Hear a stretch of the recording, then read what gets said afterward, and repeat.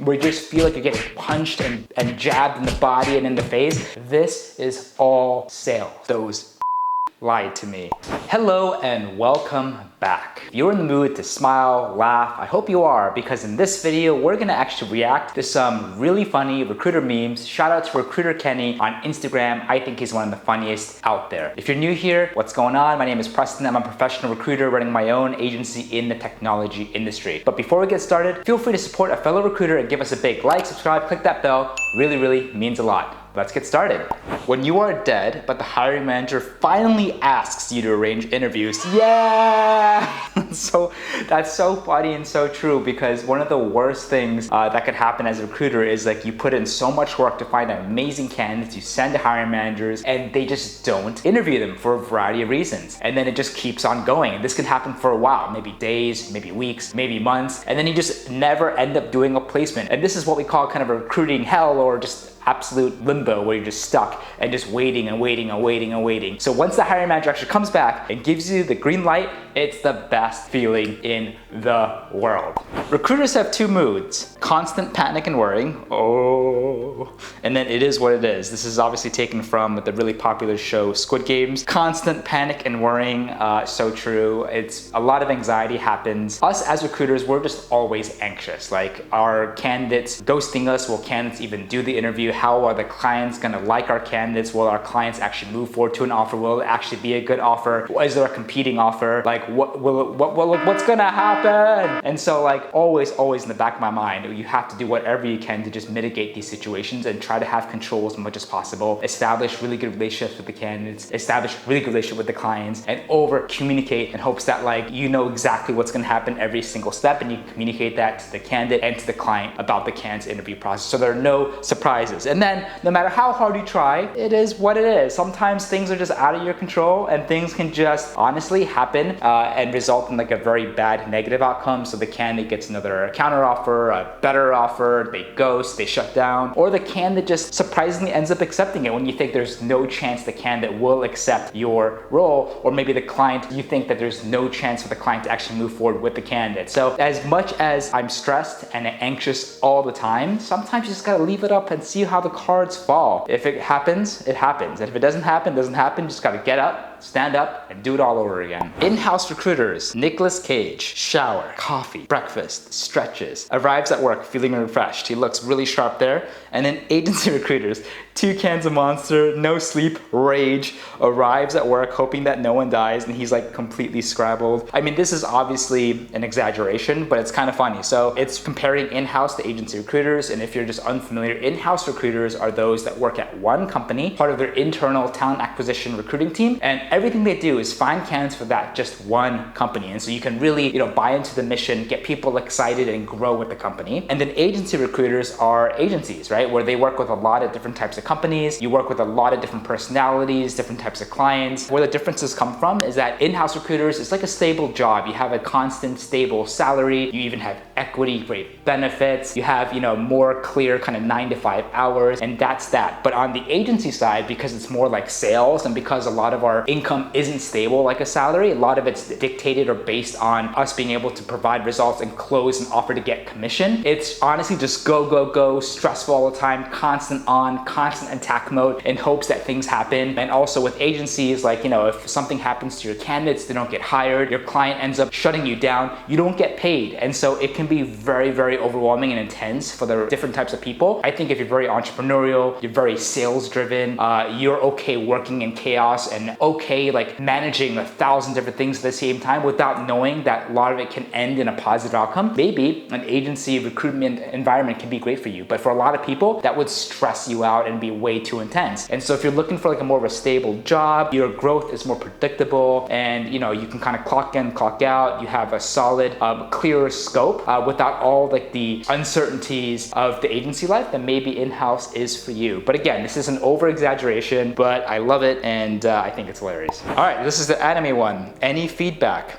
Me? Hiring manager, nothing. And then I'm still walking behind him. And then the hiring manager runs and I run behind him and try to chase him and try to catch him. So again, this is exactly what I'm talking about. Just a really fun visual that finding candidates is like phase 1, and phase 2 is sending them over to the hiring manager or your founder and trying to get some feedback. And sometimes clients can give you feedback on the spot, same day, within the hour, but others it takes a ridiculous amount of effort and follow-up to just get any feedback from them. And this can take days, this can take weeks, and it drives me crazy sometimes because when you find a good candidate, all you want is for them to get submitted, reviewed, and then interviewed. And in this market in 2022, it's incredibly difficult and competitive. It's a talent market, meaning that if you find a good candidate, chances are they're talking to like 3 to 5 other companies. So speed is the name of the game. And so it's just horrible to kind of luck out or find an amazing candidate and then you just lose time. You start getting less competitive because other companies start interviewing your candidates when your own hiring manager is stalling and stalling and stalling. So a lot of it is following up and chasing and persistence and being tactful to kind of ping the hiring manager, be like, hey, can you please review my candidate? When your candidate joined your client and found out that you sugarcoated the JD, those lied to me. Ooh, yeah. So, I think this would only really happen if you just lie or you over exaggerate to candidates, because one of the best feelings as a recruiter is finding a candidate, placing that candidate, and seeing the candidate just crush it and succeed and grow and just do really, really well. If you lie, you make things up to the point where you start manipulating the candidate to accept your offer, and then they get the job and they realize it's nothing close to what you actually told them, that can burn bridges with the candidate, that can burn bridges with that company, and the candidate can just end up leaving, and it's just a lose-lose for everyone. So recruiters, come on, be transparent, be honest. It's okay to sell and pitch things, but don't lie and don't over-exaggerate. Recruitment is kicking my butt for months on end, waking up every single day trying to do my best, and this can apply to any types of recruitment. And then this person said, I didn't hear no bell. Yeah, I mean, recruitment is brutal. I think it's easy to watch these videos and be like, wow, recruitment's a great career, I can make a lot of money, it can be fulfilling, but like with any job out there, it's a lot of work. And as we talked about a little bit earlier in this video, like you can find candidates and candidates are just not gonna get interviewed, you have to follow up, or so many other things that can happen with outside your control. Maybe there's a pandemic happening, or maybe the company is changing their recruitment initiatives or goals, or maybe the candidate ends up getting another offer or ghost, or your hiring manager ends up hating your candidate even though they initially expressed that they loved it. I mean, so many things can happen where you just feel like you're getting punched and jabbed in the body and in the face, and you just have to get up and do the same thing over and over and over again. It takes a certain type of someone to think that they found 5 to 10 amazing candidates and maybe all of them got rejected, or maybe none of them got feedback, and you have to get up and do the same thing over and over and over again. So I can totally relate to this, and I think if you're a recruiter, you can relate to this too. A lot of it is just doing the same thing over and over and over again and just hoping that things just end up going really smoothly and well. But anything can happen on the client side, on the candidate side, and just, it takes someone to just be alert and aware constantly and just making sure you're positive. You don't take things personally and you keep on doing the best that you can. So why did you leave recruitment? On this mug, it says, I came, I saw, I had anxiety, so I left. 100% true. If you're prone to anxiety, you get stressed easily, you don't like when you don't have control, you don't like it when you don't know what's going to happen, recruitment may not be for you, because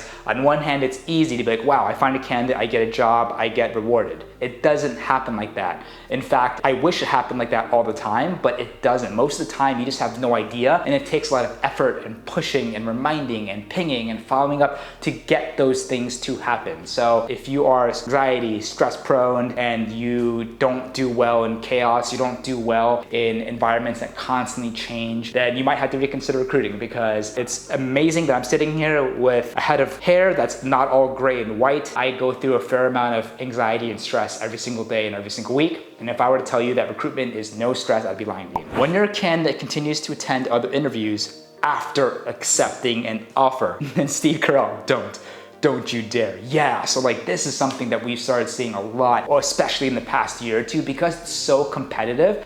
Candidates are just getting these ridiculous offers that they just can't say no to. And what we're starting to see is that even after they verbally accept, or even after they officially signed an offer, some candidates would still interview elsewhere because, you know, they would get messaged, they would get emailed, they get pinged by another opportunity that can offer them so much more. And for a lot of people, like, you know, you would think that an action or behavior like that would blow back on you, but you would think about the number of people that actually do this is actually mind-boggling. And so this is something that I personally seen a lot. It's definitely something that is happening as I speak right now. It's going to happen moving forward. It's happened in the past, but I definitely think after 2020, because the market is hyper competitive, the whole remote thing, now we're in a recession, the battle for talent in tech is more insane than ever. This is definitely something that I was surprised to see for the first time. And now I just saw it so many times afterwards, I'm just kind of numb to it. But like, it's kind of crazy. Like, you would think that after you accept an offer, like, you would not look elsewhere. But man, when these other offers come and they could be really, really shiny and sparkly, for a lot of people, it's hard to say no. But I definitely don't encourage this, because like, this can blow back, this can destroy your relationship with the initial company that you accept an offer with. It can destroy the relationship with the recruiter that you're working with. And tech or whatever market can be a very small market as well, and people can talk, right? And so the last thing you want is to create unnecessary drama. So my advice,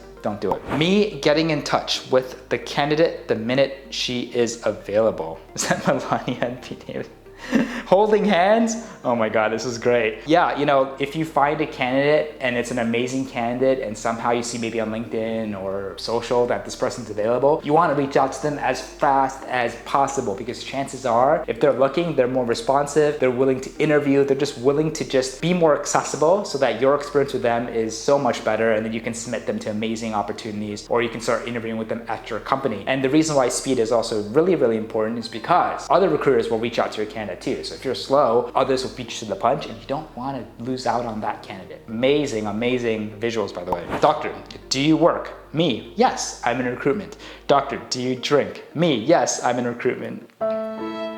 Again, very, very stressful. I think all kinds of recruitment have their own stress. I think stress and chaos could be a little bit more amplified on the agency side, because we are only paid when a placement happens. We cannot plan, we cannot rely on a steady stream of just salary every single week or bi-monthly. It's, you know, it's completely performance-based. So if you don't do well, you're not gonna get paid. If you do well, you get paid. But again, there's a lot that you have to do and a lot that you have to manage and put out fires to even just get one placement done. So it could be very, very challenging, and I can understand that sometimes after a long day, all you want is a nice glass of wine or whatever your vice is to make you feel better after that hard day and to get you ready for the next day. So obviously don't overdo it. You don't want to hang over every single day, especially on the agency side. You need to make sure you're on your A game. So drink in moderation. But yeah, sometimes nothing like just having a couple sips of your favorite drink or cocktail. My candidate, after I helped them negotiate an offer, it was $13.48 and now $14.50. Yeah!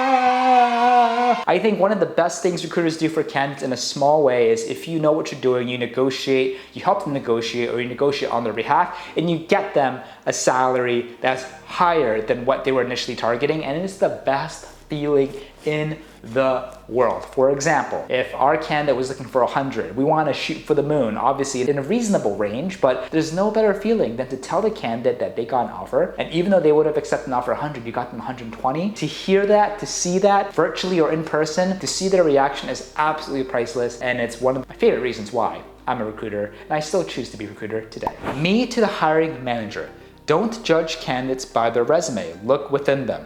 My candidates, oh my God. So there's a trash bin, and there's a trash bin inside a trash bin. So I think, again, like overly exaggeration of an example and visualization, but I get what they're trying to say here. You know, a lot of times when you submit a candidate to a company, you have to be an advocate. You have to also share reasons why you think this person is gonna be a perfect fit for the company. And how do you do that? You first, before that, have a conversation with the hiring manager. You understand exactly what they're looking for. What are the X factors? What are the must-haves? And then you paint that picture picture really, really well. A lot of times though, what hiring managers see on a typical resume or LinkedIn profile isn't aligned to what we see on the resume and LinkedIn profile. So it's our job to really advocate for the candidate to really, really, really frame them in the best light possible so we can maximize their success of getting an interview in the first place. I think a trash can within a trash can is kind of a harsh example. Like, you don't want to find, first of all, any trash cans of candidates. Typically, if you reach out to a candidate, there's a reason why you're reaching out to them, that they're a great and perfect fit, not something completely irrelevant that's going to end up wasting everyone's time. So my biggest takeaway from this is, yes, like, you have to advocate for them,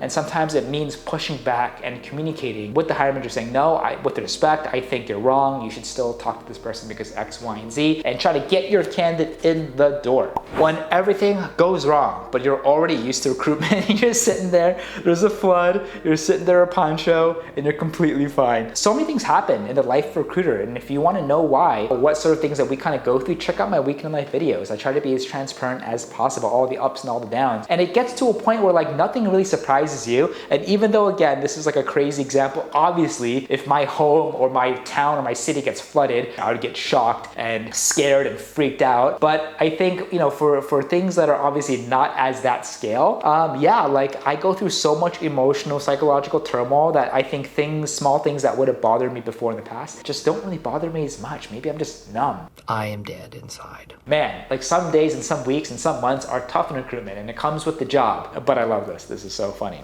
You think everyone was having a good time until you see the recruiter in the back. You see a lovely couple, and in the back you see a woman giving the bird twice. And again, yeah, it's like recruitment can be tough. You could feel like for days and weeks on end, you're just doing your best without any positive outcome or solution. And it takes a certain type of person to be okay with that, to understand that. Don't look at things for the short term, look at things for the long term. Just continue to do your best. And if you can do that consistently over time, things can snowball, you can continue to grow, and you can do well in your career. When you just ate Taco Bell, but you are a recruiter, oh my God. Yeah, I mean, sometimes it's hard to turn off as a recruiter. Like, I'm always on the phone. The first things that usually go in my day is lunch. Like, sometimes there are a week or weeks I don't have lunch at all. I know it's horrible, and I don't advocate for that, but sometimes things are happening a million miles an hour and you have to be on top of things where it's just super hard to disengage. The same thing can happen to all recruiters, but I think especially if you're an independent recruiter or working for yourself, the line of work and no work is a lot more hazy. And when you do things like, for example, go on a vacation, it's so hard to turn off. You can ask my wife that, you can ask my family. In the beginning, I was absolutely horrible. I'm still working on it. I still haven't found like the best time management strategy, but yeah, like, it's very, very difficult because like when interviews are happening, when negotiations are happening, even though you're in the middle of nowhere in Bahamas, you still need to be accessible in case that you need help with that, because if you don't, there could be a chance that the offer doesn't happen and you don't get paid, right? And so that means no more vacation. So you got to make sure that you always have your computer or phone handy, especially in high touch situations.